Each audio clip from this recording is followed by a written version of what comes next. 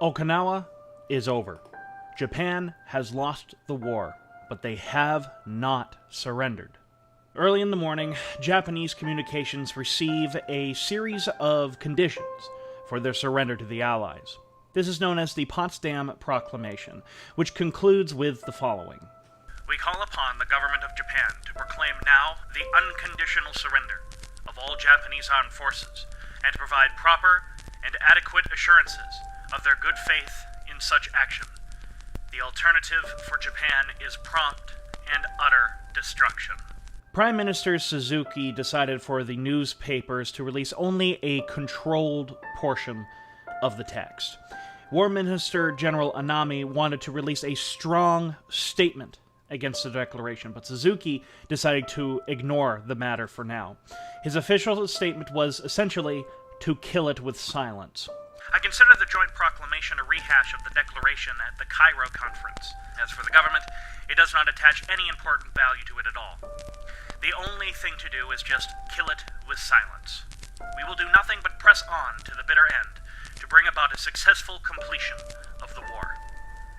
The Suzuki government is one that is extremely split. There are essentially two factions. You have those who were really looking into surrendering, which was Prime Minister Suzuki, Foreign Minister Togo, and the Minister of the Navy, Admiral Yanai.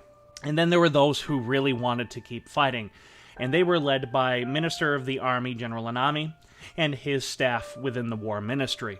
On August 6, 1945, Hiroshima was bombed. At 8 o'clock in the morning, a B-29 was spotted flying over Hiroshima.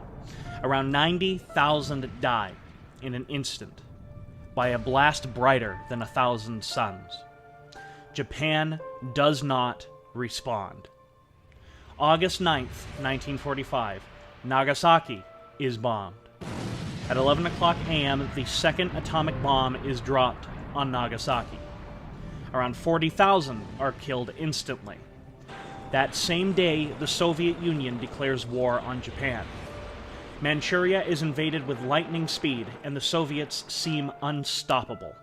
The Suzuki cabinet falls into deadlock once again. Suzuki, Togo, and Yanai favor accepting the Allied ultimatum. Anami and the Army and Navy Chiefs of Staff do not believe Japan was defeated yet. Our army will not submit to demobilization, said Anami. We must fight the war through to the end, no matter how great the odds against us.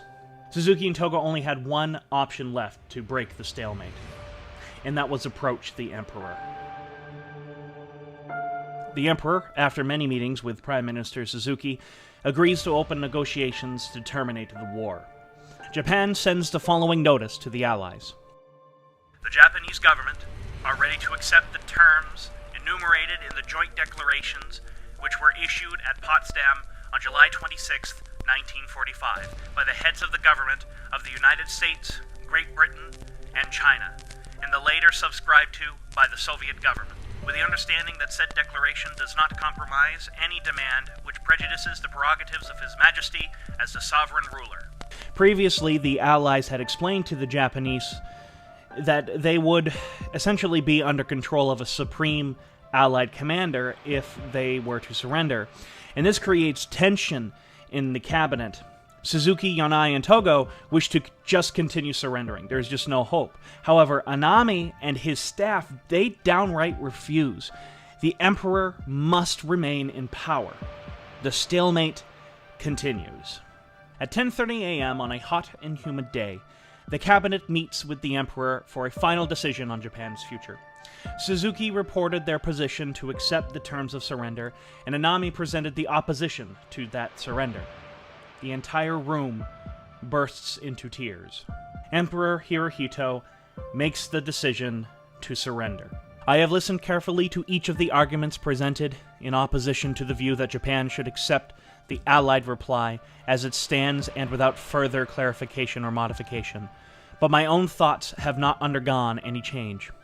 In order that the people may know my decision, I request you to prepare, at once, an imperial rescript, so that I may broadcast to the nation.